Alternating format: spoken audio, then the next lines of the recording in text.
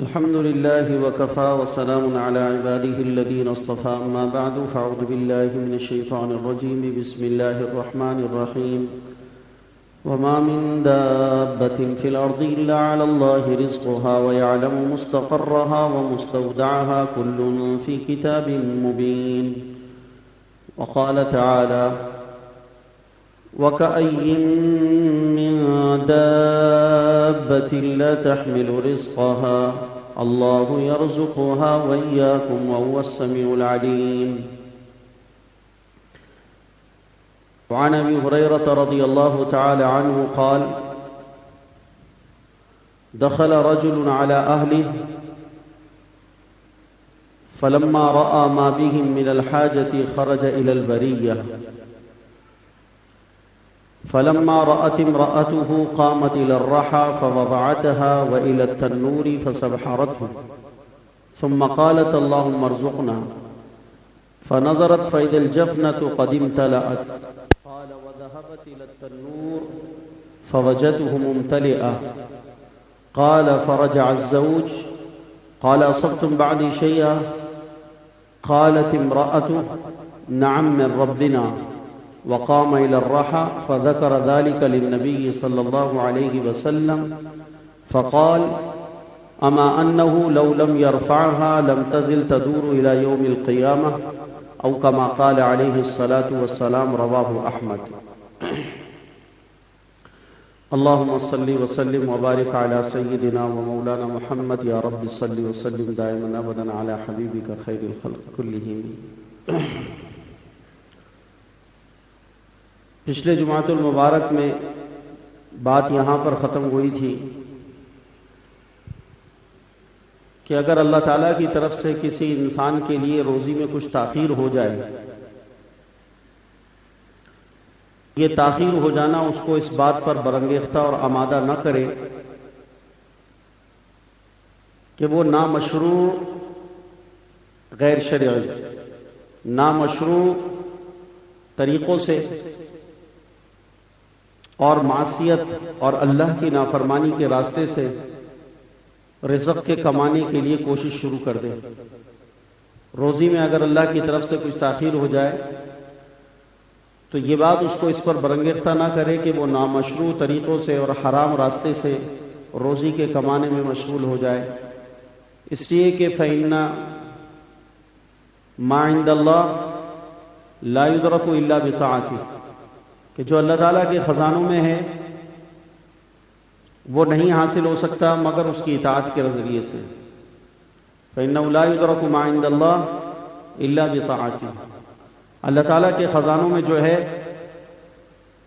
وہ انسان اس کو حاصل نہیں کر سکتا اور اس کو نہیں لے سکتا مگر اللہ کی اطاعت کے راستے سے. اس کی میں نے آپ کو ایک موٹی سی مثال دے کر سمجھا دی تھی بات کہ میری جیب کے اندر پیسے موجود ہیں، میرے بچے اس پیسوں سے استفادہ چاہتے ہیں، گھر والی استفادہ چاہتی ہے، بہن بھائی چھوٹے استفادہ چاہتے ہیں، لیکن انہوں نے مجھے ناراض کر رکھا ہے، میں ان سے خفا ہوں. تو میری جیب میں پیسے موجود ہیں لیکن چونکہ وہ مجھ سے میری نافرمانی کر رہے ہیں، میری حکم عدولی کر رہے ہیں، تو میرے پاس سب کچھ ہونے کے باوجود بھی میں اخراجات میں ان کے ساتھ تنگی کا برتاؤ کروں گا اور ناراضگی کی وجہ سے ان کے مانگنے پر بھی نہیں دوں گا. دفع ہو جاؤ، کام کرو اپنا. شرم نہیں آتی تمہارے کو مانگتے ہوئے؟ باپ کا دل دکھایا ہوا ہے اور باپ سے آئے ہو اپنے مطالبات لے کر، تو آدمی جھڑک دے گا اس کو.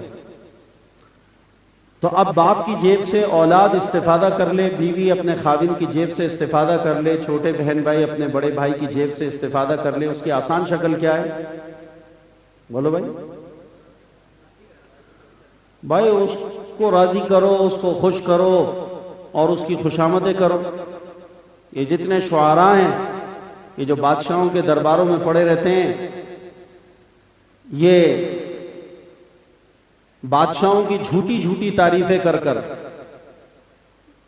اور ان کی تعریف میں مبالغہ آمیزیاں کر کے بادشاہ کے خزانوں سے لوٹتے رہتے ہیں بادشاہوں کو. لوگوں سے سنا ہے، شاید حقیقت بھی ہو، کہ زرداری جو ہے وہ دوستوں کا دوست ہے، یاروں کا یار ہے. اب وہ یاروں کا یار کیسے بن گیا، اس کا اپنا ہے یا نہیں وہ الگ بات ہے، لیکن اتنا ہے کہ دوستوں کو نوازتا تو ہے نا اپنے وہ. یہ تو ساری دنیا کہہ رہی ہے کہ زرداری میاں جو ہے یاروں کے یار ہے. جس نے اس کے ساتھ تھوڑا سا بھی احسان کا برتاؤ کیا یا اس کے آڑے وقت میں کام آیا تو بس اس نے اپنے خزانوں کے دروازے اس کے لیے کھول دیے ہیں. اس کو وہ کچھ دیا ہے کہ جو اس کی نسلیں بھی نہیں سوچ سکتی. گوشت کا اپنا ذاتی نہیں تھا، قوم کا خزانہ لوٹ کر دیا، جس کا قیامت کے دن اس شیطان کو جواب دینا ہے. تو خدا نے جب پاکستان کی سرزمین تنگ کر دی ہے تو اللہ آخرت کی زمین بھی اس پہ انشاءاللہ جنت کی زمین بھی تنگ کر دے گا. تو لٹیرے. اور چلو اگر لوٹ کر ان لوگوں نے یہ دولت پاکستان میں ہی مسلمانوں کو دے دی ہوتی تو قرار آ جاتا. انہوں نے تو سارا دولت یہاں سے لوٹ کر کافروں کے حوالے کر دی، سوئس بینکوں میں ان کا پیسہ رکھا، جو ان کے اکاؤنٹ کو جب چاہیں منجمد کر دیتے ہیں. عربوں سے کیا غلطی ہوئی ہے جو آج رو رہے ہیں؟ ان کے پاس اپنا کوئی قومی خزانہ، اس کی حفاظت کا نظام مؤثر نہیں تھا. انہوں نے اپنے سارے پیسے اٹھا کر امریکہ کے اندر سوئس بینکوں میں رکھ دیے اور ان کے پیسوں سے انہوں نے ساری دنیا کے مسلمانوں کو سود دینا شروع کر دیا. یہ جو کہتے ہیں کہ ورلڈ بینک دے رہا ہے، کہاں سے دے رہا ہے؟ اپنے باپ کے گھر سے دے رہا ہے. یہ جو تمہارے شہزادوں نے پیسے اٹھا کر ان کے پاس رکھوا دیے ہیں، وہی پیسے اٹھا کر تمہارے کو سود کے اوپر وہ دے دیتے ہیں اور ان کے پیسوں سے تمہارے کو مقروض بنا کر تم سے سود پر پتہ نہیں کتنے گنا اضعاف مضاعفہ کر کے واپس لے رہے. تو اگر انہوں نے ملک کو لوٹا ہوتا اور ملک کو انہوں نے کھوکھلا کیا ہوتا اور پھر یہیں پر عوام کو خوشحال کیا ہوتا، چلو اپنے پارٹی کے لوگوں کو ہی کرتے تھے تو چلو مسلمان. میاں صاحب نے اگر جناب جو ہے وہ شیر والوں کو، چیتے والوں کو اگر خوشحال کیا اور جناب زرداری صاحب نے پیپلز پارٹی کو کیا اور فلانے صاحب نے فلانے کو کیا تو چلو کسی قدر قرار آ جاتا. لیکن ظلم کی انتہا تو یہ ہے کہ جو اپنے ساتھ لگے ہوئے ہیں اس میں بھی چند کو ہی ملا ہے، باقی تو سارا کا سارا باہر والوں کے ہتھے آئے. تم یہاں فیکٹریاں لگاتے، تم یہاں مکانات بناتے، تم یہاں انویسٹمنٹ کرتے تو یہاں لوگوں کو روزگار ملتا. قومی خزانوں سے مالک بے شک فائلوں میں تم ہوتے لیکن کم از کم یہاں تو ملتا. اب مکانات بھی تمہارے باہر ہیں، جہاز بھی تمہارے باہر کے ہیں، محلات بھی تمہارے باہر ہیں اور فیکٹریاں بھی تمہاری باہر ہیں اور سارا کچھ تم نے باہر بنایا ہے اور تمہارے بچوں کی تعلیم بھی باہر ہے. تو اپنے بچوں کی تعلیم کے لیے جو معیار تم سمجھتے ہو اس معیار کو یہاں پر پیدا کر دو تاکہ دوسروں کے بچے بھی یہاں تعلیم حاصل کر لیں. تم تو حکمران ہو، تمہارے سامنے تو ایک معیار ہے تعلیم کا کہ یورپ میں، امریکہ میں، فلانی جگہ یہ تعلیم کا معیار ہے. تو ایسے تم جو ہے پڑھانے والے ہائر کر لو، یہاں پر ایسی یونیورسٹیاں قائم کرو، یہاں پر ایسے کالجز بناؤ اور یہاں پر ایسے انتظامات کرو جس میں تمہارے بچے بھی ادھر ہی تعلیم حاصل کر لیں اور دوسروں کے بچوں کو بھی باہر نہ جانا پڑے، وہ بھی یہیں پہ پڑھ لیں. تعلیم کے لیے اچھے اساتذہ کا انتظام کر لو. نصاب تو انہی کا پڑھانا ہے، پڑھانے والے یہاں لے کر آ جاؤ. تو جو یہ بچے وہاں جا کر پڑھ رہے ہیں اور وہاں جانا پڑ رہا ہے ان کو پڑھنے کے لیے، تو وہ نصاب کوئی الگ سے کوئی اترا ہوا تھوڑی ہے. یہی نصاب ہے جو ان لوگوں نے اپنے ہاں رائج کر رکھا. وہ نصاب آپ ان سے لے لیں اور اس نصاب کو اپنے یہاں پر ان کے پڑھانے والے، تو اس پیسے سے جو وہاں دیا جا رہا ہے اس سے یہاں پر کام ہو سکتا ہے. لیکن یہ بات ہے کہ بادشاہوں کی، وزراء کی عادت ہوتی ہے کہ جو ان کو خوش رکھتا ہے، ان کو راضی رکھتا ہے، ان کی جھوٹی تعریفیں کرتا ہے اور ان کی تعریفوں میں خواہ مخواہ کی مبالغہ آمیزیاں کرتا ہے، وہ اس کو نوازتے ہیں. یہ بات تو ہے، ہر پارٹی والے کر رہے ہیں، ہر دور حکومت میں حکومت والوں نے کیا ہے. تو اب آپ یہ بتائیں کہ جب یہ جھوٹے بادشاہ دوسروں کی جائیداد اور پیسوں پر قبضہ کر یہ خوش ہو کر لوگوں کو بانٹتے ہیں اور نوازتے ہیں اور ان میں تقسیم کرتے ہیں، حالانکہ ان کی تعریف کرنے والا ان کو بھی پتا ہے کہ وہ جھوٹی تعریف کر رہا ہے اور تعریف کرنے والے کو بھی یہ پتا ہے کہ میں اس کی تعریف جھوٹی کر رہا ہوں. ڈبلنگ ہے، یعنی کسی طرف سے بھی سچ کا امکان تک نہیں. جو تعریفیں کر رہا ہے وہ بھی کہہ رہا ہے کہ میں کیا کر رہا ہوں، بازاری زبان میں کیا کہتے ہیں، اٹھا رہا ہوں. بازاری زبان میں کیا کہتے ہیں، میں اٹھا رہا ہوں. اس کو بھی پتا ہے کہ میں یہ جھوٹی تعریفیں کر رہا ہوں. اور وہ سامنے والا جو تعریف اپنی سن رہا ہے اس کو بھی پتا ہے کہ میرے ساتھ کیا معاملہ کیا جا رہا ہے. میری نہ یہ شان ہے، نہ میری حیثیت ہے، نہ میرا یہ کردار ہے، نہ میرا یہ سب کچھ ہے. یہ صرف اور صرف میری خوشامد کر رہا ہے اور میری جھوٹی تعریفیں کر رہا ہے. یہ سب کو پتا ہے. میڈیا پر جتنے اینکر آ کر بیٹھ کر تعریفیں کر رہے ہیں ان کو سب کو پتا ہے کہ صرف ہم پیسے کی بنیاد پر یہ تعریفیں کر رہے ہیں. اور ان کو بھی پتا ہے کہ ہم نے ان کو پیسہ دیا ہے تو یہ ہمارے حق میں بول رہا ہے چینل. آج ہم ان کو دینا بند کر دیں، یہ چینل والے ادھر آنکھیں رکھ لیں گے. بھائی غلط کہہ رہا ہوں صحیح کہہ رہا ہوں؟ تو طرفین سے یہ معاملہ ہے. کہنے والا بھی اس کہنے کو جھوٹ سمجھ رہا ہے اور سننے والا بھی اندر کی دل کی گہرائیوں سے جانتا ہے کہ یہ جھوٹ ہے، لیکن اس کے باوجود بھی وہ ان کو نوازتے ہیں. اور یہاں معاملہ بالکل الٹ ہے کہ کہنے والا بھی دل کی عقیدت سے یہ کہہ رہا ہے کہ اللہ تیری سچی تعریف کر رہا ہوں، تیرے حق کے اندر جو بھی میں ثنا خوانی کر رہا ہوں، تیری تحمید کر رہا ہوں، تیری تقدیس بیان کر رہا ہوں، تیرا بے عیب ہونا بیان کر رہا ہوں، تیرا بڑا ہونا بیان کر رہا ہوں، تیرا خالق اور مالک ہونا بیان کر رہا ہوں، تیرا رزاق ہونا بیان کر رہا ہوں، تیری قدرت بیان کر رہا ہوں، تیرے کمالات بیان کر رہا ہوں، تیری عطایا بیان کر رہا ہوں، تیرے فضل بیان کر رہا ہوں، تیری رحم کو بیان کر رہا ہوں، تیرے احسانات کو بیان کر رہا ہوں. کہنے والے کے اندر سے یہ عقیدت ہے کہ میں سب کچھ سچ کر رہا ہوں، اور سننے والا بھی یہ کہہ رہا ہے کہ میرا بندہ میرے بارے میں جو کچھ کہہ رہا ہے سچ کہہ رہا ہے. یہاں طرفین سے صداقت ہے، یہاں جانبین سے صداقت کی بات ہے. لیکن یہاں یہ عقیدہ نہیں ہے، یہاں یہ نظریہ نہیں ہے، یہاں یہ تصور نہیں ہے، یہاں یہ خیال نہیں ہے، اور اس طرف مجمع کے آنے کی توجہ نہیں ہے کہ ہم دنیا میں اپنا مددگار تلاش کر رہے ہیں کہ ہمیں کوئی ہمارے کاموں میں مددگار مل جائے. حالانکہ ہمارا اور تمہارا مددگار تو ہمارے ہاتھوں میں ہے. ہمارا اور تمہارا مددگار ہمارے، دکھاؤ کسی کے ہاتھ میں ہے اس کا مددگار، کیسے اس کے ہاتھوں میں اس کا مددگار ہے. جب بھی کوئی پریشانی ہو ایسے کرو سارے. اب بتاؤ تمہارا مددگار تمہارے ہاتھوں میں ہے کہ نہیں ہے؟ ہمارے ہاتھوں میں ہمارا مددگار ہے. ہمیں نظر آ رہا ہے، ہمارا عقیدہ ہے، ہمارا ایمان ہے، ہمارا مددگار ہمارے ہاتھوں میں ہے. اس ہاتھوں کو ملا لو، ملانے کے بعد جو شکل قائم ہوگی یہ شکل بتا رہی ہے کہ تمہارا مددگار تمہارے ہاتھوں میں ہے، باہر کہیں نہیں ہے. تم کہاں آفاق کے اندر، کہاں تم ایوانوں کے اندر، کہاں تم دنیا کے دفتروں کے اندر، اور کہاں تم دنیا والوں کے پاس جا کر اپنے مددگار تلاش کرتے ہو اور اپنے کام کے بنانے والے تلاش کرتے ہو. ارے تم اپنے مددگاروں کو دنیا میں تلاش کر رہے ہو، تمہارے مددگار تو تمہارے اپنی مٹھی میں ہے. تمہارا اپنا مددگار تمہاری مٹھی میں ہے، تمہارے قبضے میں ہے، تمہارے پاس ہے، تمہارے ہاتھوں میں ہے. یہ تو وہی مثال ہو گئی، بغل میں بچہ شہر میں، بغل میں بچہ اور شہر میں. ارے تمہارا مددگار تمہارے پاس ہے، میرا مددگار میرے پاس ہے اور میرے ہاتھوں میں ہے، میری مٹھی میں ہے، میرے قبضے میں ہے. میرے اللہ نے اپنے فضل سے اپنی ذات کو، اپنے فضل کو اللہ نے فضل فرما کر مجھے میرے قبضے میں دے دیا ہے. میرا بندہ میں تیرے قبضے میں ہوں. قبضے کا یہ معنی نہیں ہے کہ اللہ کا کوئی ناجائز، اللہ کو ناجائز استعمال کر لے گا. یہ معنی ہے جب اپنی حاجتوں میں اللہ کو پکارے گا اور جب اللہ کو اپنی حاجتوں کے اندر یاد کرے گا، اللہ سبحانہ و تعالیٰ اس کے مددگار ہیں اور اس کے ہاتھوں میں ہیں. کہتے ہیں میرا بندہ تو ہاتھوں کو جوڑ کر آسمان کی طرف ہتھیلیاں اٹھا کر مجھ سے مانگنا شروع کر دے، ان ہاتھوں میں میں تجھے ملوں گا.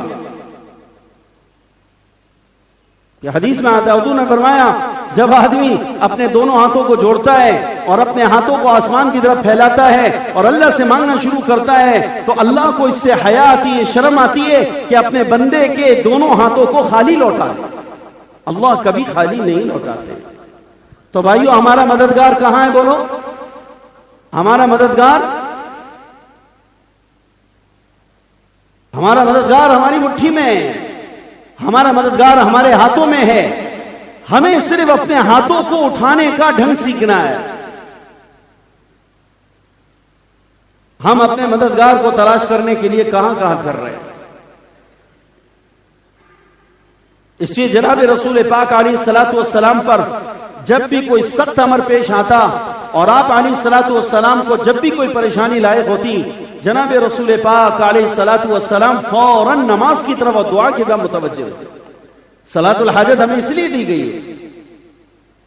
لا الہ الا اللہ الحلیم الکریم، سبحان اللہ رب العرش العظیم، الحمد للہ رب العالمین، اسألک موجبات رحمتک وعزائم مغفرتك والغنيمة من كل بر والسلامة من كل إثم، لا تدع لي ذنبا إلا غفرته ولا هما إلا فرجته ولا دينا إلا قضيته ولا مريضا إلا شفيته ولا حاجة من حوائج الدنيا والآخرة هي لك رضا ولنا فيها صلاح إلا قضيتها ويسرتها يا أرحم الراحمين يا أرحم الراحمين يا أرحم الراحمين سهل لنا الأمور۔ اے اللہ، اب دعا کے ذریعے سے ہمیں بتایا گیا کہ تم اللہ سے کیسے اپنے کاموں کو بنواؤ گے۔ جب بھی کوئی پریشانی ہو، اذا حزبه امر فزع الى الصلاة۔ جناب رسول اللہ صلی اللہ علیہ وسلم کو جب بھی کوئی تنگی اور کوئی امر پیش آتا تو آپ علیہ الصلوۃ والسلام نماز کی طرف متوجہ ہو جاتے، اور اللہ نے قرآن پاک کے اندر فرمایا بعد اعوذ باللہ من الشیطان الرجیم، یا ایھا الذین آمنوا استعینوا یا ایھا الذین آمنوا استعینوا بالصبر والصلاۃ ان اللہ مع الصابرین۔ اے ایمان والو، نماز کے ذریعے اور صبر کے ذریعے سے اللہ کی مدد کو حاصل کیا کرو۔ مددگار تمہارے ہاتھوں میں ہے، تم اپنے ہاتھوں کو اٹھا کر اس سے مانگو تو صحیح۔ اس اللہ کو حیا آتی ہے کہ اپنے بندے کے ہاتھوں کو خالی لوٹا دے۔ بیہقی کی روایت ہے کہ آپ علیہ الصلوۃ والسلام نے ارشاد فرمایا من اعطی اربع، دیکھو بھائی، یہ ہاتھ اٹھانا بھی یہ ہماری اپنے مرضی اور اپنے ارادے سے نہیں ہوا ہے، یہ بھی کس کی توفیق سے ہوا ہے؟ اللہ کی توفیق سے ہوا ہے۔ اس لیے کہ ہمارا یہ عقیدہ ہے کہ ہمارا کوئی کام کرنا یہ تو باہر کی بات ہے، کوئی کام کرنا ہم کسی کام کو کریں، کسی عمل کو کریں، یہ ہمارا عمل کرنا یا ہمارا کام کرنا یہ تو بہت دور کی بات ہے۔ اس عمل کا ارادہ، اس کام کا ارادہ، یہ چاہنا کہ میں یہ کروں، یہ چاہنا بھی ہمارا اللہ کے چاہنے پر موقوف ہے۔ کرنا بات کی بات ہے، کروں، یہ جو کروں کا لفظ میں ادا کر رہا ہوں، یہ کروں بھی ہمارا اللہ کے ارادے پر موقوف ہے۔ ہمارا چاہنا برائے چاہنا ہے، ہمارا چاہنا صرف چاہنا ہے اور اللہ کا چاہنا ہو جانا ہے۔ ہمارا چاہنا کیا بولو؟ ہمارا چاہنا ہے اور اللہ کا چاہنا بولو، ہمارا چاہنا ہے، اللہ کا چاہنا ہو جانا ہے۔ وما تشاءون الا ان یشاء اللہ، وما تشاءون الا ان یشاء اللہ رب العالمین۔ اور ایک جگہ فرمایا ان هذه تذکرہ فمن شاء اتخذ الى ربه سبیلا وما تشاءون الا ان یشاء اللہ ان اللہ کان علیما حکیما۔ تمہارا چاہنا ہے اور تمہارا چاہنا بھی ہمارے چاہنے پر موقوف ہے، کرنا تو آگے کی بات ہے۔ وما تشاءون، تم نہیں چاہ سکتے، تم نہیں ارادہ کر سکتے، تمہارے اندر کسی چیز کا داعیہ نہیں آ سکتا الا ان یشاء اللہ، مگر یہ اللہ چاہ لے کہ یہ بندہ میرا یہ چاہے۔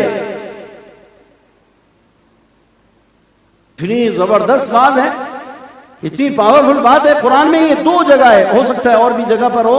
یہ میں آپ کو سورۃ الدہر اور سورۃ الکفرت کی آیت پڑھ رہا ہوں۔ وما تشاءون الا ان یشاء اللہ ان اللہ کان علیما حکیما یدخل من یشاء فی رحمتہ والظالمین اعد لهم عذابا الیما۔ اور دوسری جگہ فرمایا وما تشاءون الا ان یشاء اللہ رب العالمین۔ تم نہیں چاہ سکتے، تمہارا چاہنا کوئی چاہنا نہیں ہے، تمہارا چاہنا بھی رب کے چاہنے کے تابع ہے، تمہارا چاہنا بھی اللہ کے چاہنے کے تابع ہے۔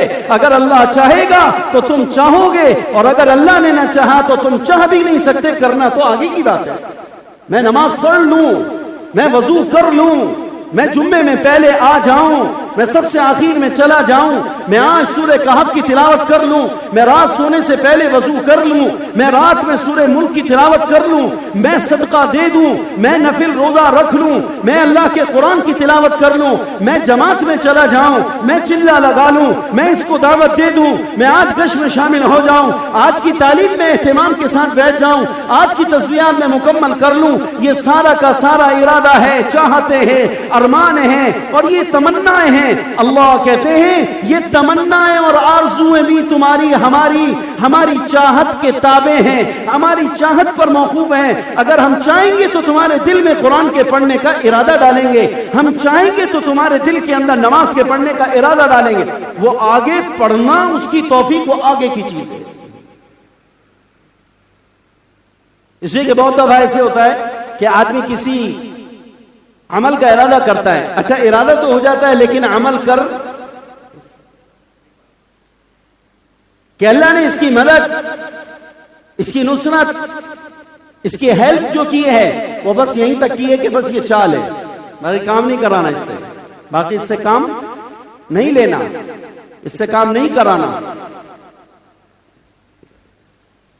مولوی صاحب میرا بہت دل چاہتا ہے، آپ یقین کریں میرا بہت دل چاہتا ہے میں 3 چلے لگا لوں، میرا بہت دل چاہتا ہے میں حافظ بن جاؤں، میرا بہت دل چاہتا ہے بس میں یہاں بیٹھا رہوں آپ کے۔ ایک صاحب آئے کہ میرا دل چاہتا ہے بس یار آپ کی باتیں میں سنتا رہوں۔ نکاح میں آئے تھے، نکاح میں تھوڑی سی بات کری، یہاں رہتے تھے چلے گئے۔ مال کا لالچ آدمی کو پھر بڑا بننے پر مجبور کرتا ہے، بڑا آدمی بننا اس کو کہتے ہیں کہ سرجانی سے آپ ادھر آ جائیں، روڈ کے اس پار تھے تو چھوٹے تھے، ادھر آ گئے تو بڑے ہو گئے، اب کچھ اور گرمی آ گئی پیسے کی تو یہاں سے آگے چلے گئے، وہاں سے آگے چلے گئے۔ اس کو بڑا بننا بڑا بننا بڑا بننا سمجھا جا رہا ہے۔ اس طرح کی ترقی کو ترقی کہا جاتا ہے۔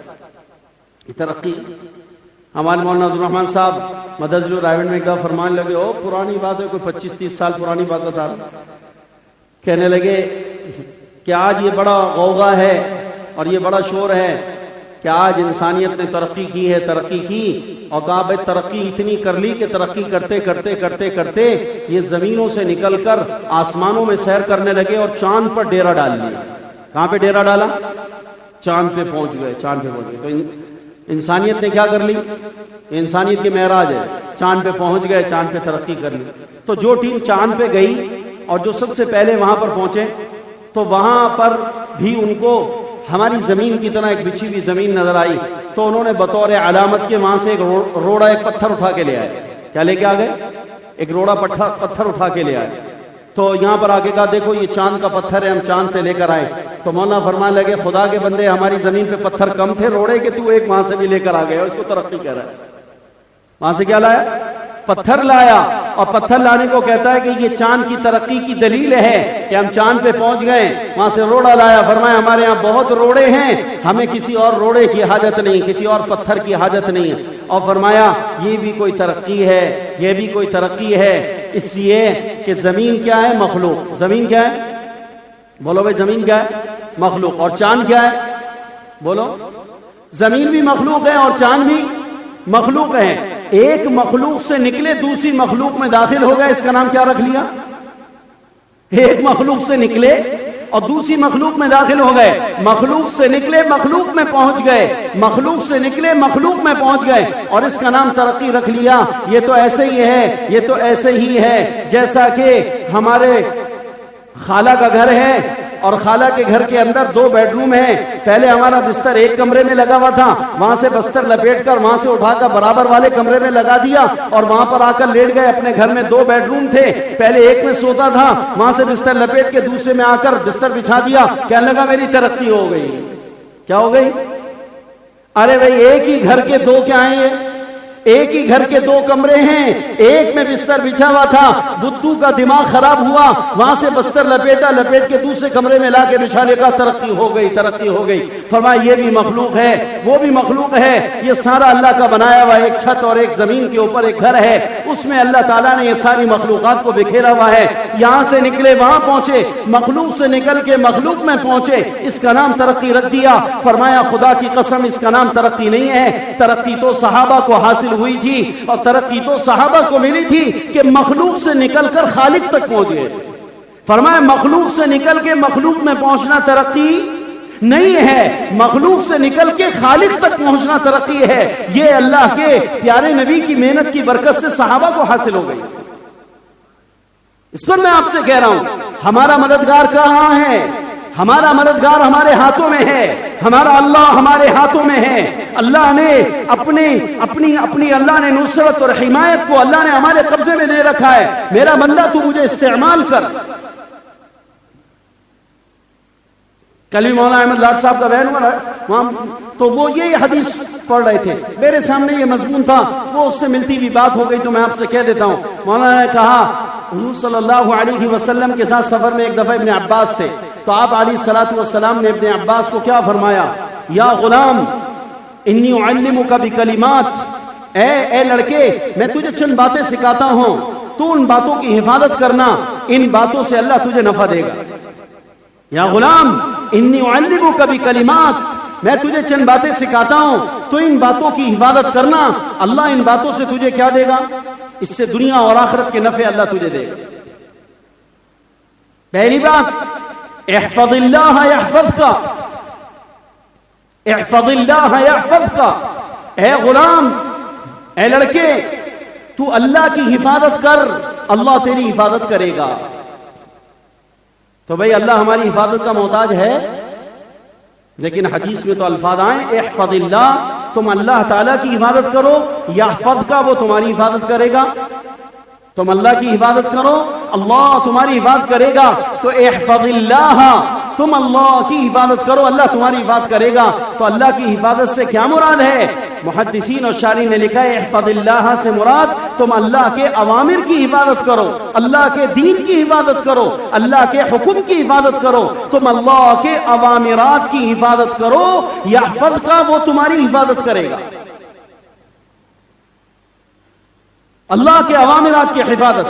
آج اللہ کا امر, آج اللہ کے احکامات ہماری زندگیوں سے ضائع ہو رہے ہیں. جب ہماری زندگیوں سے اللہ کے اوامرات نکلیں تو اس کے نکلنے کی وجہ سے اللہ نے بھی اپنی حفاظت کا نظام ہمارے اوپر سے ہٹا لیا ہے. ہم میں ہر آدمی کا مال غیر محفوظ ہے, ہم میں سے ہر آدمی کی جان غیر محفوظ ہے, ہم میں سے ہر مسلمان کی عزت غیر محفوظ ہے, ہم میں سے ہر ایک کے کاروبار غیر محفوظ ہے, ہمارے گھر غیر محفوظ ہے. اللہ نے سارے کے سارے چیزوں کے اوپر کافروں کو, باطل والوں کو تسلط دے دیا ہے. کہیں اس کا زیادہ اثر ہے, کہیں کم اثر ہے, لیکن پوری دنیا میں مسلمان پریشان ہے. کہ آج مسلمان ساری دنیا میں اللہ کے امر کو توڑ رہا ہے, اللہ کے اوامرات کو چھوڑ رکھا ہے, اللہ کے اوامرات قربان ہو رہے ہیں. اور ضابطہ یہ ہے یا غلام انی اعلمک بکلمات احفظ اللہ یحفظک. اے غلام, تجھے میں چند باتیں سکھاتا ہوں تو ان باتوں کی حفاظت کرنا, وہ تیرے کو کام آئیں گی. اس کو یاد رکھنا, وہ دنیا اور آخرت میں تجھے نفع دیں گی. اس میں پہلی بات یہ کہ احفظ اللہ یحفظک, تم اللہ کی حفاظت کرو, اللہ تمہاری حفاظت کرے گا.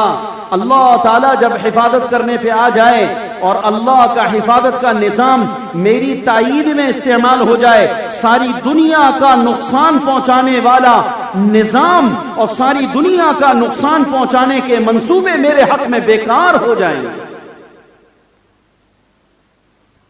مولانا جمیل صاحب ہمارے رائبر والے کہنے لگے کہتے ہیں کہ وہ انہوں نے ایٹم بم بنا رکھے ہیں, وہ آئیں گے ایک ایٹم بم ماریں گے اور آ کر بھی مارنے کی ضرورت وہیں سے ماریں گے. کہاں سے ماریں گے؟ وہیں سے فائر کریں گے اور لاکھوں انسان تباہ ہو جائیں گے, پورے کے پورے شہر خاک کا ڈھیر بن جائیں گے. اب لوگ باطل کی طاقت سے, باطل کی قوت سے ڈر رہے ہیں.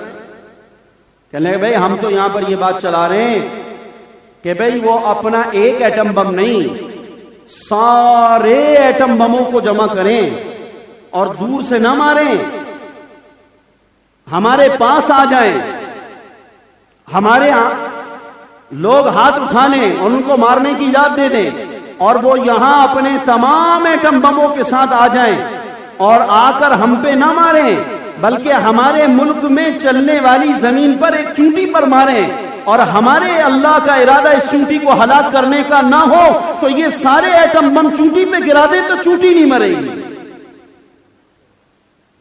ملک کیا ختم ہوگا, شہر کیا ویران ہوں گے, انسان کیا مریں گے؟ ارے اگر یہ تمام باطل والے اپنے تمام ایٹم بموں کے ساتھ اور بارود کے ساتھ آ کر ہمارے ملک میں رینگنے والی چونٹی کو مارنے کا ارادہ کریں اور ہمارے اللہ کا اس چونٹی کو مارنے کا ارادہ نہ ہو اور ہمارے اللہ اس چونٹی کو ہلاک کرنے کا ارادہ نہ فرمائے، تو بولو ان کا نظام غالب آئے گا؟ اللہ کا امر غالب آئے گا، اللہ کا امر غالب آئے گا۔ واللہ غالب علی امرہ ولکن اکثر الناس لا يعلمون، یوسف علیہ السلام کے قصے میں صاف بتایا۔ اور دوسری جگہ اللہ الذي خلق سبع سماوات ومن الارض مثلهن يتنزل الامر بينهن لتعلموا ان الله على كل شيء قدير وان الله قد احاط بكل شيء علما۔ اللہ اکبر۔ اللہ اپنے فیصلے میں، اپنے ارادے میں، اپنے کاموں میں اللہ غالب غلبے والا ہے، اور اللہ ایسا غالب اور قاہر ہے کہ اللہ تعالیٰ کے غلبے کو دنیا کی کوئی طاقت اپنی طاقت سے توڑ اور کمزور نہ اللہ کے غلبے کو کوئی توڑ سکتا ہے، نہ اللہ کے غلبے کو کوئی کمزور کر سکتا ہے۔ ایسا مستحکم نظام ہے۔ میں نے اتنی طاقتور چیز بنا لی ہے کہ میں اس دیوار کو توڑ دوں گا، یہ بھی ممکن نہیں ہے۔ اور میں نے اتنی طاقتور چیز تو نہیں بنائی چونکہ سامنے والی چیز بہت مضبوط ہے، لیکن اتنی بنا لی ہے کہ اس کو میں کمزور کر دوں گا، اس میں دراڑے ڈال دوں گا۔ فرمایا یہاں دونوں نظام فیل ہے، نہ ہمارے غلبے کو کوئی توڑ سکتا ہے، نہ ہمارے غلبے کو کوئی کمزور کر سکتا ہے۔ تمہاری طاقت، تمہارا زور نہ کمزور کرنے کا کام دے گا اور نہ توڑنے کا کام دے گا۔ ہاں، اللہ کا غلبہ، اللہ کی طاقت، اللہ کا امر ایسا ہے وہ جب چاہے تمہارے نظام کو بھی توڑ دے اور جب چاہے تمہارے نظام کو توڑے نہیں لیکن تمہارے نظام کو تمہیں دکھانے کے لیے کمزور کر دے۔ کتنے نظام بناتے ہیں، سارے فیل ہو جاتے ہیں۔ 42 ممالک آئے افغانستان کو ختم کرنے کے لیے، 42 ممالک کی فوجوں کو اللہ تعالیٰ نے دکھایا کہ تم کیا نظام توڑو گے اور کیا تم ختم کرو گے۔ ہم نے تمہیں توڑا نہیں لیکن تمہیں کمزور کر کے واپس کر دیا ہے کہ شاید تم سمجھ جاؤ ہمارے بندے ہو، اب بھی تمہیں عقل آ جائے، ایمان لے کر آ جاؤ، اس لیے کہ اللہ کے نظام کے آگے دنیا کا کوئی نظام ٹھہر نہیں سکتا ہے۔ اب آگے کی بات فرمایا، احفظ اللہ، تم اللہ کے اوامرات کی حفاظت کرو، تجدہ تجاہد، تم اس کو اپنے سامنے پاؤ گے۔ ہر آن ہر گھڑی اللہ تمہارے سامنے ہے، ہر آن ہر گھڑی اللہ تمہارے ساتھ ہے۔ جس کو میں کہہ گیا ہوں کہ ہمارا مددگار ہماری مٹھیوں میں ہے، ہمارا مددگار ہمارے ہاتھوں میں ہے، ہمارا مددگار ہمارے پاس ہے۔ جب بھی ہمیں کوئی پریشانی ہو ہم اپنے ہاتھوں کو ملائیں اور آسمان کی طرف اٹھا کر اللہ سے فریاد کریں۔ اللہ ہر فریاد کرنے والوں کی فریاد رسی کرتا ہے اور داد رسی کرتا ہے، اور اللہ سبحانہ و تعالی اپنے بندوں کی پکار میں اس کو اللہ پاک عطا فرماتا ہے۔ ام ایمن رضی اللہ عنہا ہجرت کرنے لگی، ایک بوڑھی خاتون ہیں، مکہ سے مدینہ کی طرف جا رہی ہیں۔ ابھی مقام روحہ نہیں آیا تھا، اس سے پہلے ایک جگہ ہے منصرف کے نام سے، مکہ اور مدینہ کے نام درمیان میں آتی ہے مقام روحہ، اس سے پہلے منصرف ہے۔ روزے سے نکلی تھی مکہ سے اور زیادہ راہ کچھ نہ تھا، ہجرت کر کے آقا کے شہر کی طرف جانا چاہتی تھی۔ ایک اکیلی تنہا عورت تھی اور پیاس کی شدت نے مار دیا تھا کہ عرب کی تپتی صحرا کی گرمیاں بہت سخت ہوا کرتی ہیں۔ اب جناب مرنے کے بالکل قریب ہو گئی اور روزہ کھلنے کا وقت آ گیا اور سورج غروب ہو گیا اور پانی پینے کے لیے نہیں ہے اور پیاس سے حلق میں کانٹے پڑ چکے ہیں۔ ام ایمن رضی اللہ عنہا نے اپنے مددگار کو جو ان کے ہاتھوں میں ہے اس مددگار کو پکارا، آسمان کی طرف اٹھایا۔ ام ایمن رضی اللہ عنہا کہتی ہیں میرے ہاتھ اٹھانے کی دیر تھی، اللہ نے آسمان سے ایک رسی کے ساتھ ڈول اتارا ہے۔ آسمان سے میں نے ایک رسی کو گرتے ہوئے دیکھا اور اس رسی میں ایک ڈول بندھا ہوا تھا اور وہ رسی آ گئی اور وہ ڈول آ گیا اور آ کر میرے سینے پر میرے منہ کے قریب ہو گیا۔ میں نے اس ڈول سے پانی پیا اور خوب سیر ہو کر پیا اور اس کے بعد میری آنکھوں کے سامنے وہ ڈول اوپر چلا گیا۔ خدا کی قسم وہ پانی پینے کا دن اور وہ روزہ کھولنے کا وقت، اس کے بعد سے آج سال بیت گئے ہیں، میں پیاس کی شدت کو محسوس کرنے کے لیے عرب کی صحرا اور تیز گرمی کے اندر مسلسل روزے رکھتی ہوں کہ شاید مجھے پیاس لگ جائے، لیکن وہ پانی جو پیا تھا اس کے بعد مجھے موت تک کبھی پیاس نہ ستایا نہیں۔ ہے تو صحابہ میں لکھا ہے عورتوں کے ہاتھ میں اللہ ہے، مردوں کے ہاتھ میں اللہ ہے، ہمارے وزراء کے ہاتھ میں اللہ ہے، ہمارے سفیروں کے ہاتھ میں اللہ ہے، ہمارے غریبوں کے ہاتھ میں اللہ ہے، ہمارے مالداروں کے ہاتھ میں اللہ ہے، ہمارے بچوں کے ہاتھ میں اللہ ہے، ہماری بچیوں کے ہاتھ میں اللہ ہے، ہمارے یتیم کے ہاتھوں میں اللہ ہے، ہماری بیواؤں کے ہاتھوں میں اللہ ہے، ہمارے مالداروں کے ہاتھوں میں اللہ ہے، ہمارے علماء کے ہاتھوں میں اللہ۔ علماء اور مشائخ کے ہاتھوں میں صرف اللہ نہیں ہے، اللہ تو سب کے ہاتھوں میں ہے۔ بس بھائیو دوستو، ان ہاتھوں کو اٹھا کر مانگنا گڑ گڑانا یہ سیکھنے کی ضرورت ہے۔ اللہ کی کسی پر اجارہ داری نہیں ہے کہ خاص کسی طبقے کے اللہ تعالیٰ نہیں، اللہ سب کے۔ اللہ بولو بھائی، اللہ سب کے، ہم سب کے ہیں، اللہ ساری کائنات کے اللہ ہے، ساری مخلوق کے اللہ ہے۔ تو اللہ جب غیب سے روزی کا انتظام کرنے پہ آ جاتا ہے تو اللہ تعالیٰ انسان کو خرق عادت بھی عطا کرتا ہے، اور اللہ تعالیٰ انسان کو اسباب کا محتاج بھی نہیں بناتا۔ یہ تو باطل کا نظام ہے، محنت سے مال ملے گا، مولانا الیاس فرمایا کرتے تھے یہ باطل کا نظام ہے کہ محنت سے مال ملے گا اور مال سے چیزیں ملیں گی اور چیزوں سے ضروریات پوری ہوں گی۔ یہ کون سا نظام ہے بولو؟ یہ باطل کا نظام۔ یہ سوچ تو ساری دنیا کے کافروں کی بھی ہے۔ اگر ہم نے تم نے بنائی تو کون سا تیر مارا؟ محنت سے مال ملے گا، مال سے بولو بھائی، مال سے چیزیں ملیں گی اور چیزوں سے ضروریات پوری ہوں گی۔ یہ تو باطل کا۔ یہاں کیا دعوت ہے؟ ایمان کا تقاضا کیا ہے کہ ہم اس کام کے کرنے میں لگیں گے جس کام کے لیے اللہ نے ہمارے کو تخلیق کیا ہے، پیدا کیا ہے، اللہ نے جو ہمارے کو بھیجا ہے، ہماری بعثت ہوئی ہے۔ تو اللہ بغیر محنت کے مال دے گا، بغیر محنت کے بولو بھائی۔ وہاں کیا ہے کہ مال کے لیے کیا کرنا ہے؟ یہاں ہم کہہ رہے ہیں بغیر محنت کے اللہ مال دے گا، اور وہاں کیا ہے کہ مال سے چیزیں ملتی ہیں۔ ہم یہاں پر کہہ رہے ہیں بغیر محنت کے اللہ مال دے گا اور بغیر مال کے چیزیں دے گا اور بغیر چیزوں کی ضرورتوں کو پورا کرے گا۔ بغیر چیزوں کے بولو بھائی، بغیر چیزوں کے اللہ ضرورتوں کو پورا کرے گا۔ حضرت عثمان بن عفان رضی اللہ عنہ کو معصور کر دیا گیا، قید کر دیا گیا۔ عبداللہ بن السلام رضی اللہ تعالی عنہ ملنے کے لیے آئے تو انہوں نے ان کو دیکھا، مرحبا بأخی مرحبا بأخی، اور ان کو کہا اہلا وسہلا، آؤ عبداللہ آؤ عبداللہ۔ اور اس کے بعد حضرت عبداللہ کو کہنے لگے کہ میں نے رات سویا تھا اور رات سونے کے وقت میں اس کھڑکی سے، یہ تم کھڑکی دیکھ رہے ہو میرے گھر کی، اس کھڑکی سے جناب رسول اللہ صلی اللہ علیہ وسلم کی میں نے زیارت کی، اور آپ علیہ السلام نے فرمایا عثمان لوگوں نے تمہیں معصور کر دیا ہے، تمہیں قید کر دیا ہے۔ کہا ہے رسول اللہ مجھے قید کر دیا ہے، لوگوں نے تمہارے اوپر پانی بند کر دیا ہے۔ ہاں رسول اللہ کئی دن سے پیاسا بھوکا ہوں، مجھ پہ پانی بند کر دیا ہے۔ آپ علیہ السلام نے ایک برتن میری طرف بڑھایا اور فرمایا عثمان اس سے پی لو، اور اس کے بعد میں نے اس سے پیا تو میں اس کی ٹھنڈک خدا کی قسم اب تک اپنے سینے اور کندھوں میں محسوس کر رہا ہوں۔ پھر آقا نے مجھ سے فرمایا عثمان اگر تم چاہو تو تمہاری مدد کی جائے، اور اگر تم چاہو تو کل کے دن کا روزہ تم ہمارے ساتھ جنت میں کھولنا۔ مجھے دو اختیار دیے گئے، مجھے دو اختیار دیے گئے، عثمان تم چاہو تو تمہاری مدد کی جائے اور تم چاہو تو تم کل کا روزہ ہمارے ساتھ کھول لینا۔ میں نے کہا یا رسول اللہ، یا رسول اللہ، اے اللہ کے پیارے پیغمبر، میں تو آپ کے ساتھ روزہ کھولنے کا متمنی ہوں اور میں تو چاہتا ہوں کہ میں آپ کے ساتھ روزہ کھولوں۔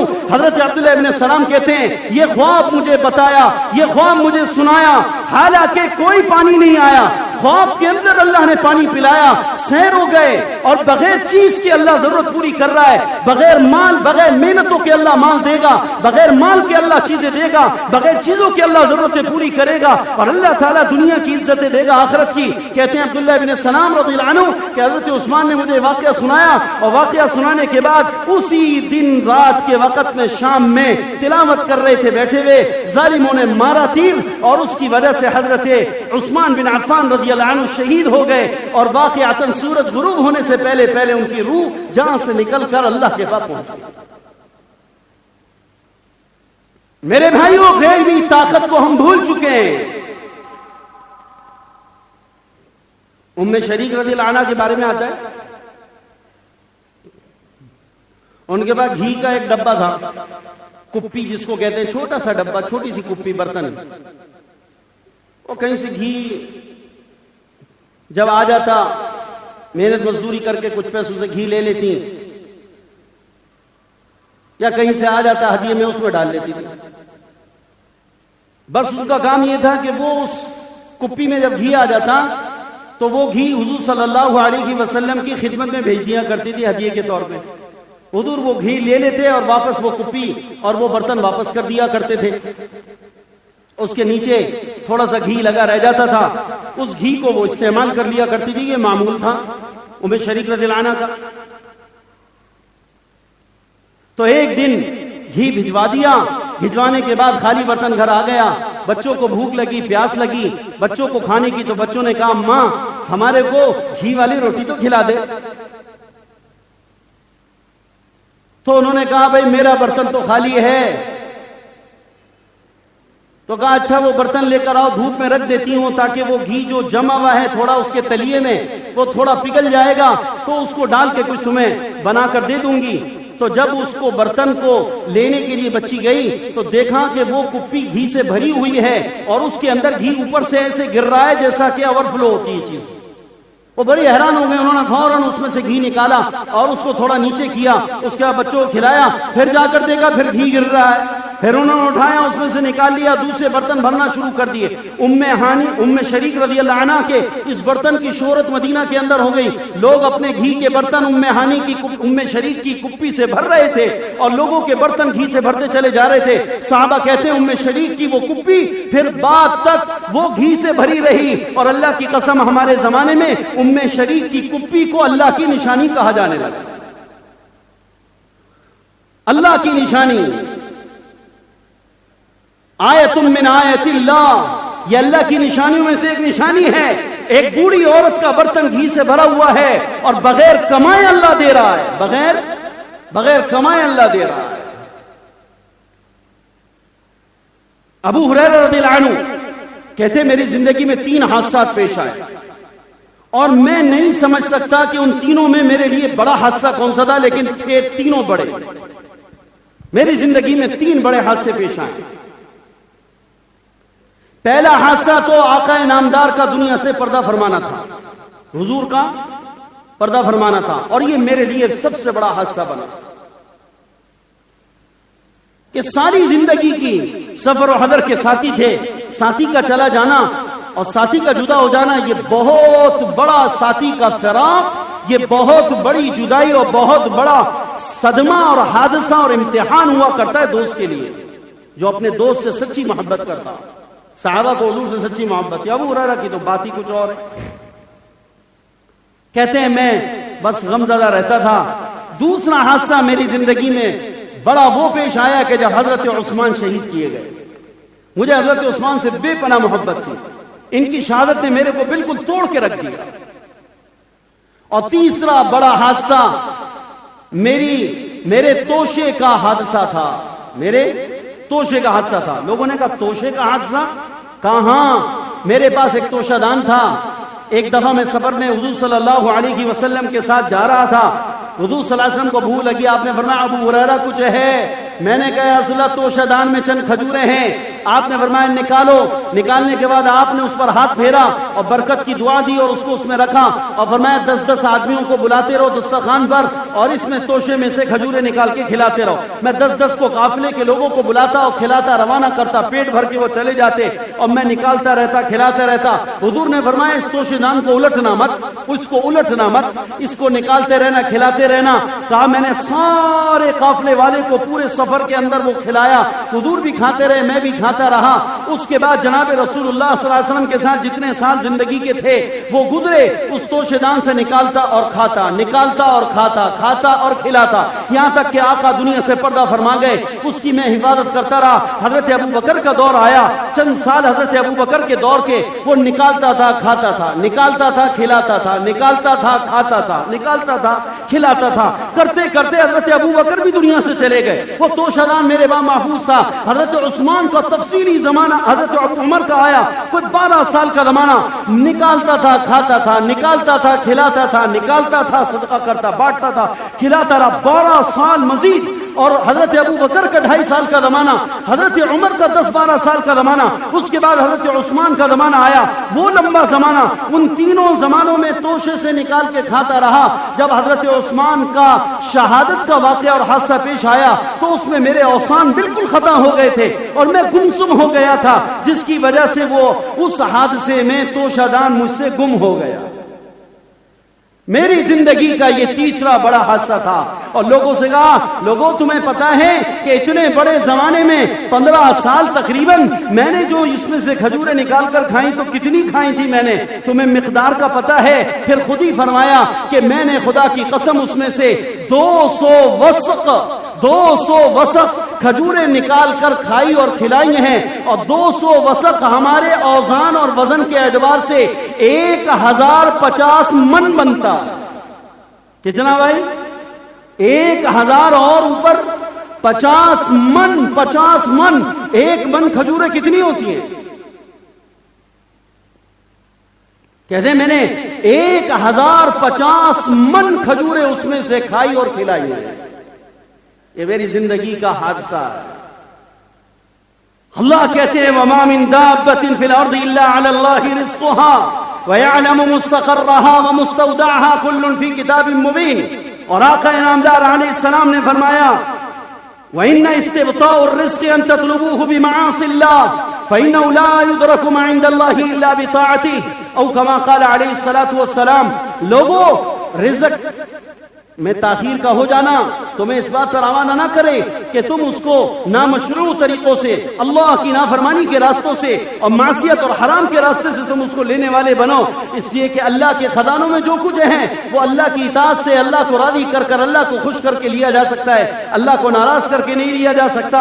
اور اگر کوئی لے گا بھی اللہ کو ناراض کر کے کہ اللہ نے وعدہ کیا کہ میں روٹی سب کو دوں گا, کافروں کو بھی دیہیوں کو بھی دے رہا ہے, تو تمہیں بھی نافرمانی کے باوجود ہمیں بھی دے دے گا. لیکن وہ دینا ہمارے لیے وبال بنے گا دنیا کے اعتبار سے اور آخرت کے اعتبار سے. نافرمانی کے ساتھ کھانا پینا یہ آدمی کے لیے دنیا میں وبال ہے, آخرت میں اس اعتبار سے کہ جو کھایا اس کا حساب بولو بھائی دینا پڑے گا. اور دنیا میں کھانا پینا وبال کیسے؟ اللہ ان کھانے پینوں کی وجہ سے تیرے بدن میں بیماریاں داخل کرے گا, جتنا کھاوے گا اتنا پریشان ہوئے گا. اور وہ کھانا مزید کھانے کی لالچ اور حرص اور طمع کو پیدا کرے گا. صحابہ کو حضور صلی اللہ علیہ وسلم جو ملا کرتا تھا, یہ جو کھاتے تھے اس کھانے سے ان میں طمع اور لالچ نہیں آتا تھا, بلکہ اس سے ان کے اندر صبر اور قناعت اور شکر آتا تھا. تو آدمی ناشکری کرتا چلا جا رہا ہے, کھائے گا اور ناشکری بھی کرے گا, کھائے گا ناشکری کرے گا, یہ وبال بنے گا. تو بھائیو, اللہ تعالیٰ کے حکم کو توڑ کر ہم نے کون سا تیر مارا, کون سی عقل مندی کری؟ اللہ کو راضی کریں, اللہ کو راضی کرنے والے اعمال کریں, اللہ پاک کو راضی کرنے والے اعمال میں دن رات گزاریں. اللہ سبحانہ و تعالی دنیا بھی آسان کر دے گا, اللہ آخرت بھی آسان کر دے گا. الحمد للہ نحمده ونستعینه ونستغفره ونؤمن به ونتوکل علیہ ونعوذ بالله من شرور انفسنا ومن سیئات اعمالنا من يهده الله فلا مضل له ومن يضلله فلا هادي له ونشهد أن لا إله إلا الله وحده لا شريك له ونشهد أن سيدنا ومولانا محمدا عبده ورسوله وخاتم النبيين. أما بعد فأعوذ بالله من الشيطان الرجيم. بسم الله الرحمن الرحيم. قال الله سبحانه وتعالى وما من دابة في الأرض إلا على الله رزقها ويعلم مستقرها ومستودعها كل في كتاب مبين. وقال تعالى وكأي من دابة لا تحمل رزقها الله يرزقها وإياكم وهو السميع العليم. وقال النبي صلى الله تبارك وتعالى عليه وسلم في معنى الحديث فإن استبطاء الرزق أن تطلبوه بمعاصي الله فإنه لا يدرك ما عند الله إلا بطاعته أو كما قال النبي صلى الله تبارك وتعالى عليه وسلم. بارك الله لنا ولكم في القرآن العظيم ونفعنا وإياكم بالآيات والذكر الحكيم. أقول قولي هذا وأستغفر الله لي ولكم ولسائر المسلمين من كل ذنب فاستغفروه إنه هو الغفور الرحيم. الحمد لله نحمده ونستعينه ونستغفره ونؤمن به ونتوكل عليه ونعوذ بالله من شرور أنفسنا ومن سيئات أعمالنا. من يهده الله فلا مضل له ومن يضلله فلا هادي له. ونشهد أن لا إله إلا الله وحده لا شريك له. ونشهد أن سيدنا ومولانا محمدا عبده ورسوله وخاتم النبيين. أما بعد فأعوذ بالله من الشيطان الرجيم. إن الله وملائكته يصلون على النبي يا أيها الذين آمنوا صلوا عليه وسلموا تسليما. اللهم صل وسلم وبارك على سيدنا ومولانا محمد.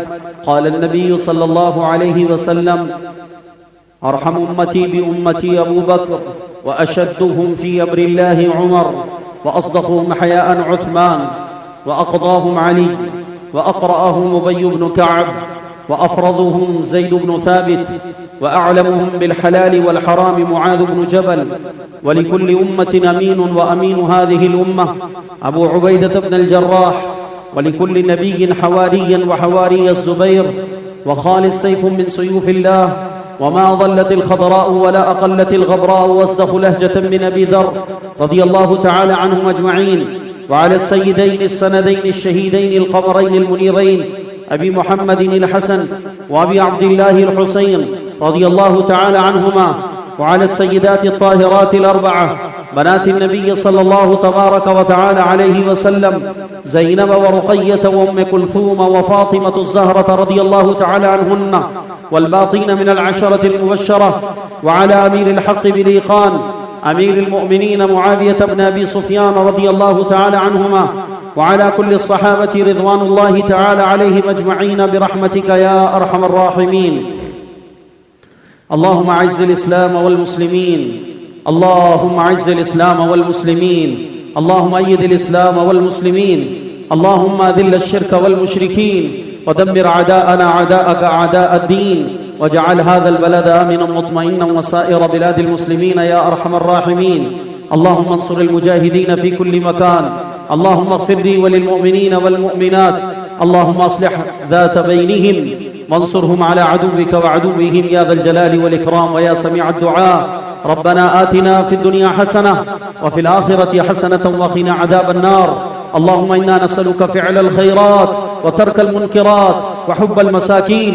وإذا أردت بقوم فتنة فتوفنا غير مفتونين يا أرحم الراحمين. اللهم أحسن عاقبتنا في الأمور كلها وأجرنا من خزي الدنيا وعذاب الآخرة.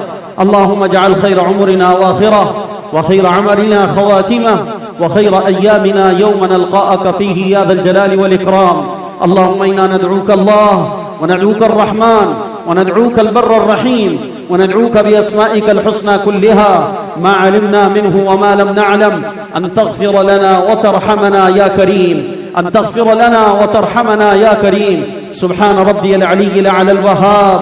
سبحان ربي العلي الأعلى الوهاب. سبحان ربي العلي الأعلى الوهاب. ربنا لا تزغ قلوبنا بعد إذ هديتنا وهب لنا من لدنك رحمة إنك أنت الوهاب. ربنا لا تجعلنا فتنة للقوم الظالمين ونجنا برحمتك من القوم الكافرين. ربنا تقبل منا إنك أنت السميع العليم وتب علينا إنك أنت التواب الرحيم. وصل اللهم على نبينا محمد وعلى آله وأصحابه وأمته وأهل بيته أجمعين آمين برحمتك يا أرحم الراحمين. عباد الله رحمكم الله. إن الله يأمر بالعدل والإحسان وإيتاء ذي القربى وينهى عن الفحشاء والمنكر والبغي يعظكم لعلكم تذكرون. اذكروا الله يذكركم وادعوه يستجب لكم ولذكر الله تعالى أعلى وأولى وأتم وأهم وأجل وأعظم وأكبر والله يعلم ما تصنعون. السلام عليكم ورحمة الله. اللهم أنت السلام ومنك السلام تباركت يا ذا الجلال والإكرام. ربنا لا تزغ قلوبنا بعد إذ هديتنا وهب لنا من لدنك رحمة إنك أنت الوهاب. اللهم إنك عفو كريم تحب العفو فاعف عنا يا كريم يا أرحم الراحمين. بیماروں کی صحتیابی کی دعا فرما دیں. اللہ تعالیٰ تمام بیماروں کو صحتیابی عطا فرمائے. ہمارے بھائی جاوید صاحب بیمار ہیں, ان کی صحتیابی. بھائی منصور کی والدہ بیمار ہیں, اور جتنے بھی ہمارے حضرات بیمار ہیں اللہ سب کے گھر والوں کو، اہل و عیال کو، بچوں کو، بچیوں کو، ہم نے حاضری میں جو بھی بیمار ہے اللہ تو سب کو صحت عطا فرما۔ کریم رب اپنی کرم سے عافیت کے ساتھ ہمیں صحت عطا فرما، ہمیں حلال پاکیزہ روزیاں نصیب فرما، ہمیں معصیت سے اجتناب عطا فرما، معصیت کی نفرت عطا فرما، طاعات کی محبت عطا فرما، اور قدم قدم پر اپنی رہنمائی نصیب فرما، قدم قدم پر اپنی طاعات عطا فرما، ہمیں اپنی دستگیری عطا فرما۔ اے کریم رب دارین کی عافیت و سلامتیاں و بقا نصیب فرما۔ اے اللہ، آپ نے جتنی بھی آسمانی زمینی شرور، بلائیں، آفتیں، مصیبتیں پیدا فرمائیں اور عذابات کی جتنی بھی شکلیں پیدا فرمائیں، ان تمام کے تمام عذابات کی شکلوں سے، بلاؤں سے، مصیبتوں سے، حادثات سے ہم سب کی، ہمارے اہل و عیال کی، ساری امت مسلمہ کی حفاظت فرما۔ اب سے لے کر موت تک اور موت سے لے کے جنت میں داخل ہونے تک جتنی بھی گھاٹیاں ہم سب پر آنے والی ہیں، سبھی میں رحم کا، کرم کا، عافیت کا معاملہ فرما دیجیے یا اللہ۔ اب سے لے کر موت تک اور موت سے لے کے جنت میں داخل ہونے تک جتنی بھی گھاٹیاں اور وادیاں ہم سب پر آنے والی ہیں، سبھی میں رحم کا، کرم کا، عافیت کا معاملہ فرما دیجیے۔ موت اور موت کے بعد کی زندگی کے اندر خصوصاً ہمارے ساتھ عافیت اور مہربانی فرما۔ اے کریم رب، ہمارا قبر کا زمانہ بھلا بنا دے اور ہماری قبر کو جنت کا باغ بنا دے اور ایمان پر خاتمہ بالخیر عطا فرما۔ اللہم اجعل خیر عمرنا واخرہ، اللہم اجعل خیر عمرنا واخرہ وخیر عملنا خواتمہ وخير أيامنا يوم نلقاك فيه يا ذا الجلال والإكرام يا أرحم الراحمين۔ اللهم اغفر لنا قبل الموت وارحمنا عند الموت ولا تعذبنا بعد الموت ولا تحاسبنا يوم القيامة إنك على كل شيء قدير۔ اللهم إنا نسألك رضاك والجنة ونعوذ بك من سخطك وغضبك والنار۔ اللهم إنا نسألك الجنة الفردوس وما قرب إليها من قول وعمل ونعوذ بك من النار وما قرب إليها من قول وعمل۔ اللهم اقسم لنا من خشيتك ما تحول به بيننا وبين معصيتك ومن طاعتك ما تبلغنا به جنتك ومن اليقين ما تهون به علينا مصائب الدنيا ومتعنا اللهم بأسماعنا وأبصارنا وقواتنا أبدا ما أحييتنا واجعله الوارث منا واجعل ثأرنا على من ظلمنا وانصرنا على من عادانا وانصرنا على من عادانا وانصرنا على من عادانا ولا تجعل مصيبتنا في ديننا ولا تجعل مصيبتنا في ديننا ولا تجعل الدنيا أكبر همنا ولا مبلغ علمنا ولا إلى النار مصيرنا واجعل الجنة هي دارنا ولا تسلط علينا بذنوبنا من لا يخافك فينا ولا يرحمنا ولا تسلط علينا بذنوبنا من لا يخافك فينا ولا يرحمنا۔ اللهم ذكرنا منه ما نسينا وعلمنا منه ما جهلنا وارزقنا تلاوته آناء الليل وأطراف النهار على الوجه الذي يرضيك عنا يا أكرم الأكرمين۔ اللهم عاملنا بما أنت أهله ولا تعاملنا بما نحن أهله يا كريم۔ اللهم عاملنا بما أنت أهله ولا تعاملنا بما نحن أهله يا كريم يا أرحم الراحمين۔ نسألك العفو والعافية والمعافاة الدائمة في الدين والدنيا والآخرة۔ اللهم توفنا مسلمين، اللهم توفنا مسلمين، اللهم توفنا مسلمين واحشرنا بالشهداء الصالحين يا ذا الجلال والإكرام۔ ربنا ظلمنا أنفسنا وإن لم تغفر لنا وترحمنا لنكونن من الخاسرين۔ ربنا ظلمنا أنفسنا وإن لم تغفر لنا وترحمنا لنكونن من الخاسرين۔ نسألك من خير ما سألك منه نبيك وحبيبك عبدك محمد صلى الله عليه وسلم ونعوذ بك من شر ما استعاذ منه نبيك وحبيبك عبدك سيدنا محمد صلى الله عليه وسلم۔ أنت المستعان عليك البلاغ، لا حول ولا قوة إلا بالله۔ وصل اللهم على نبينا محمد وعلى آله وأصحابه وأمته وأهل بيته أجمعين آمين برحمتك يا أرحم الراحمين۔ السلام عليكم ورحمة الله وبركاته۔